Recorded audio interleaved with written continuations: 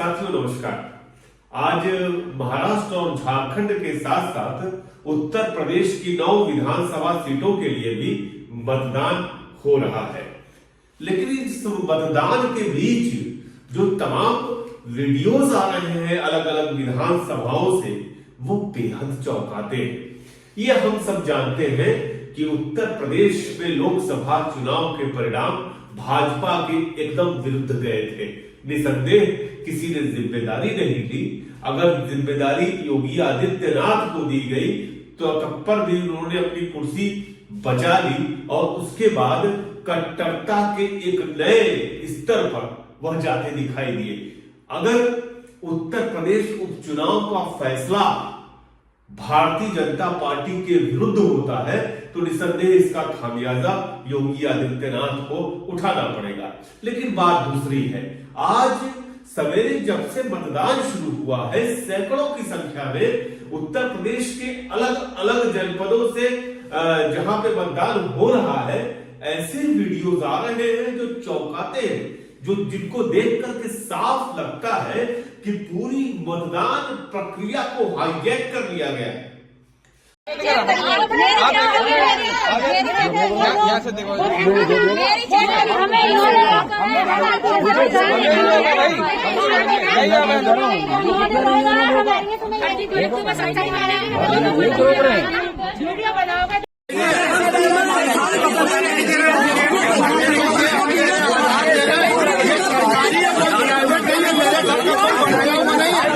दोनों को आप ट्रेनिंग करिए, क्या दिक्कत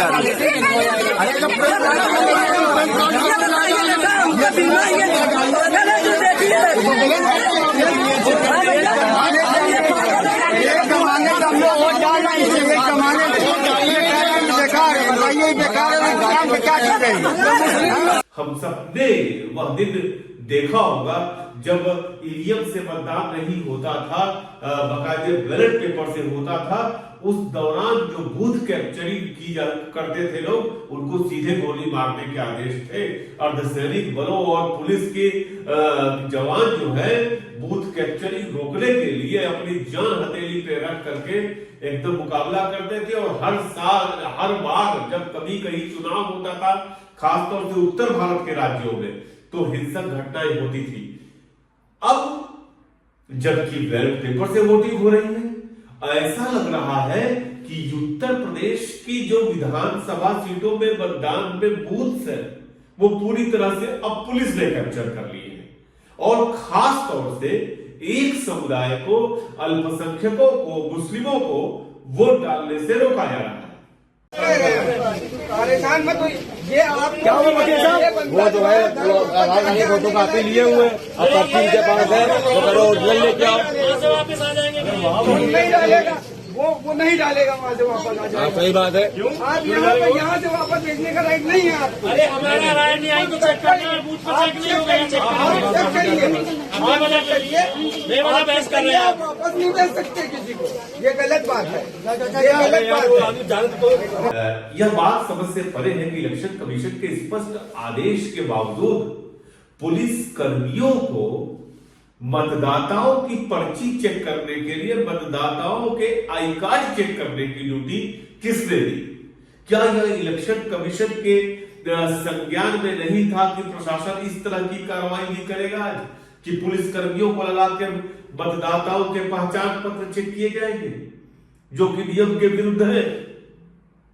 तो हुआ ये कि सवेरे से तमाम जगहों से वीडियोज आ रहे हैं कि किस तरह से मतदाताओं के न केवल पहचान पत्र जबरदस्ती चेक किए गए, बल्कि ये भी कहा जा रहा है कि नहीं, यह पहचान पत्र में फोटो साफ नहीं आई है। कई जगह तो ये कहा गया कि एक पहचान पत्र से काम नहीं चलेगा, पैन कार्ड भी लाइए, डीएल भी लाइए, ये भी लाइए, वो भी लाइए। अरे भाई, मान लो कोई गरीब आदमी है, उसके पास पैन कार्ड नहीं है, डीएल नहीं है, खाली वोटर कार्ड है, तो क्या वह वोट नहीं दे सकता है? यह देश के किस कानून में लिखा है कि 2 कार्ड लेके या 2 परिचय पत्र लेकर के आओ? आप वीडियो देखिए क्या कह रहे हैं जनाब। पर्ची बताना है, ड्यूटी करना है। 88 कर क्यों बैठे अंदर? ड्यूटी करना है, पर्ची चेक करना, बताना है कि इधर जाओ इधर। जब ये परेशान हो रहे हैं, परेशान कौन हो रहा है? कौन ये खुद बुझ लेना अंदर। महिला ये तो खुद ही बुझ लेना अंदर। अब कौन से बूथ में जाए साहब के एकदम ये अंदर कोई भी बुझ लेगा ना, हैं? कोई भी बुझ लेगा। तो ये भीड़ लगी ना अंदर। भीड़ लगने से मतलब थोड़ी है कोई। और आपका आईडी अधिकार चेक करने का, चेक करने के लिए खड़ा है, ये बता दो मुझे बस। चलो ठीक है, तो जान लेंगे आप जैसा। ये कहते हैं आधा घंटा से उसके बाद तुम्हें सिस्टम पर आप बताओ ना। ये ठीक है, तो जाने ये देंगे। फिर आप ही वोट डलवा लो, बात खत्म नहीं जाने ना। आप ही वोट डलवा लो ना। नहीं इन लोगों की हो रही है यार भाई क्या हो रही है? सुविधा सुविधा के लिए हो रही है। अब सुविधा कराने जा रही है पब्लिक आपसे। नहीं कराना आपका ड्यूटी ये है क्या? सबको ऐसे ही अच्छा ड्यूटी चेक कर भेजोगे तो फिर चेक करो आईडी इनकी चेक करो चेक आप फोटो पकड़ो से इसे पकड़ो।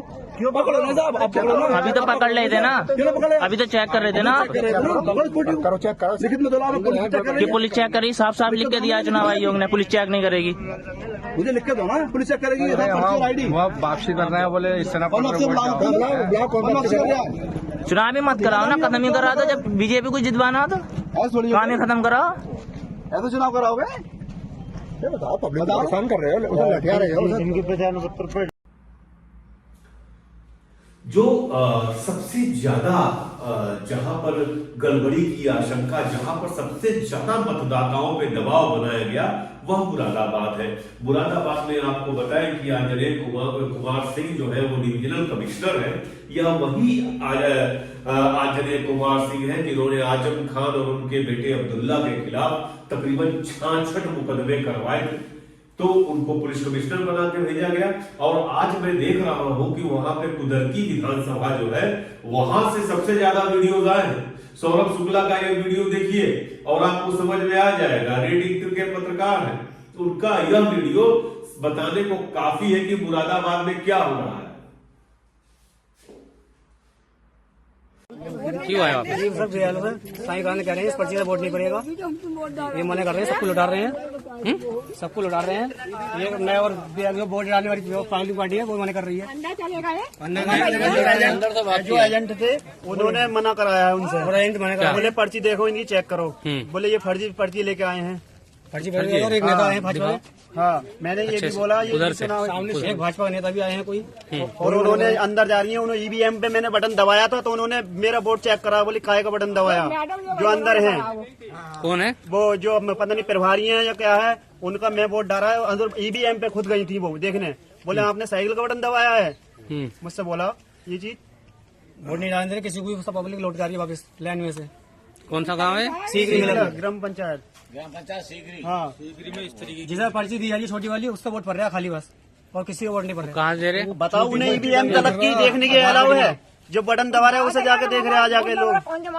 वो कहाँ मिल रही है छोटी पर्ची? देखो छोटी पर्ची, छोटी बोले छोटी पर्ची लेके आओ। वही मिल रही है। वो कौन दे रहा? वो नेता वही दे रहे, जो भी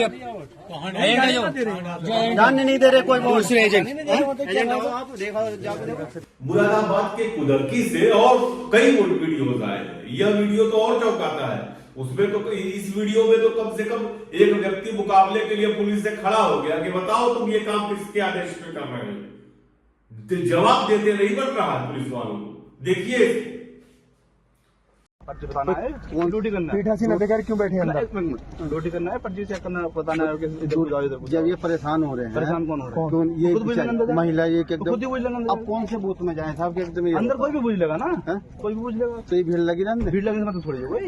और आपका आईडी अधिकार चेक करने का, चेक करने के लिए खड़ा है, ये बता दो मुझे बस। चलो ठीक। जब इस तरह की गड़बड़ियों की, पुलिस की ज्यादती की, पुलिस की इलेक्शन में इस्तेमाल की खबर ट्विटर के माध्यम से और तमाम माध्यमों से, यूट्यूब के वीडियोस के माध्यम से पब्लिक के बीच पहुंची, तो पूरे देश भर में इस बात को लेकर के यूपी पुलिस की आलोचना की जाने लगी।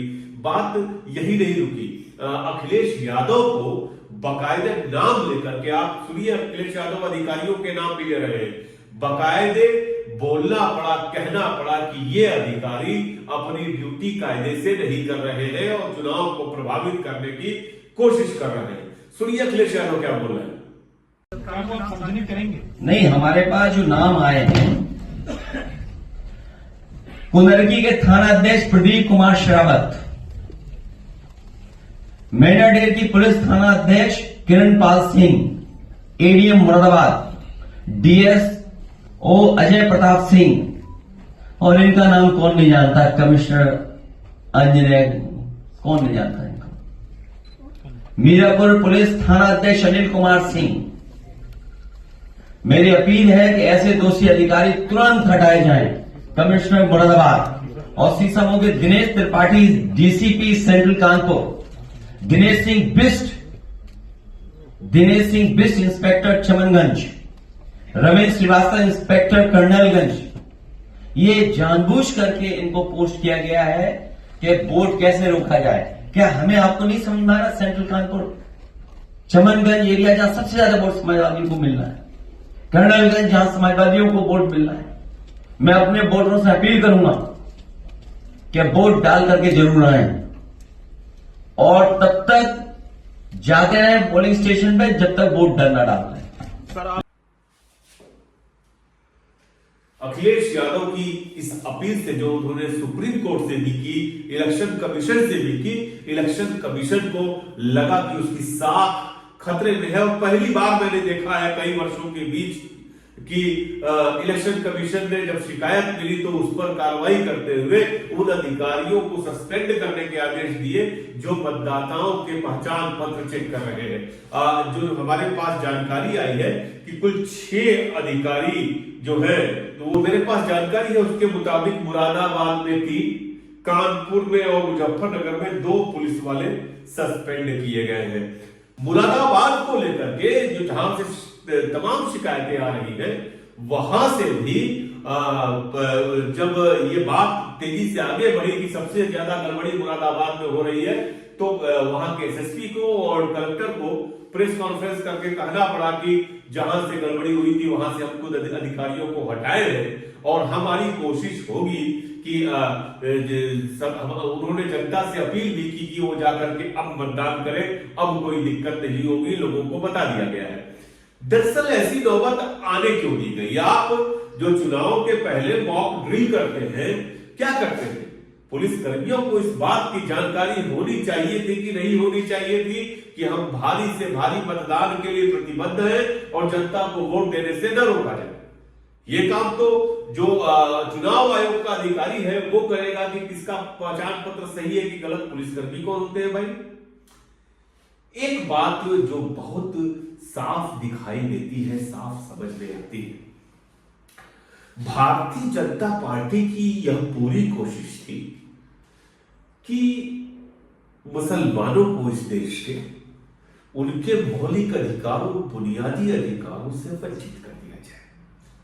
और लगातार 2014 के बाद यही हो रहा है, तमाम तरीकों से हो रहा है। आप देख रहे होंगे न केवल सत्ताधारी पार्टी कर रही है बल्कि उनकी नीतियां जो है उनके समर्थन में, जैसे कि मुसलमानों को रोजगार मत दो, उनसे कुछ खरीदो मत, उनको कुंभ में मत आने दो, उस तरह से जो कर रहे थे नफरत, वो तो दिखता है साफ साफ। लेकिन इसका अंदेशा नहीं था कि उन्हें वोट देने के अधिकार से भी वंचित कर दिया जाएगा। दरअसल यह इसकी शुरुआत है कि अल्पसंख्यकों को मतदान के अधिकार से वंचित कर दिया जाए।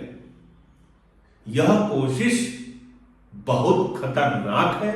यह जिम्मेदारी विपक्षी पार्टियों की है कि उत्तर प्रदेश में जो कुछ हुआ है आज, उनके वीडियोस लेकर सुप्रीम कोर्ट में जाएं और बताएं। अभी दिल्ली विधानसभा का चुनाव है, बिहार विधानसभा का चुनाव है, कि पुलिस का इन्वॉल्वमेंट कम से कम करे। और यह भी जरूरी है कि जब चुनाव हो किसी भी राज्य में कहीं पर भी, तो अर्धसैनिक बलों का इस्तेमाल किया जाए, पुलिस का इस्तेमाल न किया जाए। और उत्तर प्रदेश पुलिस को साफ तौर पर मैं कहना चाहूंगा कि यह बड़े शर्म की बात है। यह जो दाग लगा है चुनावी प्रक्रिया को प्रभावित करने का, यह अच्छी बात नहीं है। एक साख हुआ करती थी उत्तर प्रदेश पुलिस की, जो खत्म हो गई। अब यह बात साफ दिखने लगी है कि दरअसल भारतीय जनता पार्टी को इस बात का अंदेशा है कि वह जनता के द्वारा धीरे धीरे खारिज की जा रही है। लोकसभा चुनाव में हुआ, उपचुनाव के नतीजे अब बक्से में बंद हो जाएंगे, ईवीएम में बंद हो जाएंगे। लेकिन यह सवाल बहुत मजबूती के साथ खड़ा है कि क्या हम अल्पसंख्यकों के वोटिंग अधिकार की रक्षा कर सकेंगे। फिर मिलते हैं, फिर बात होगी। नमस्कार।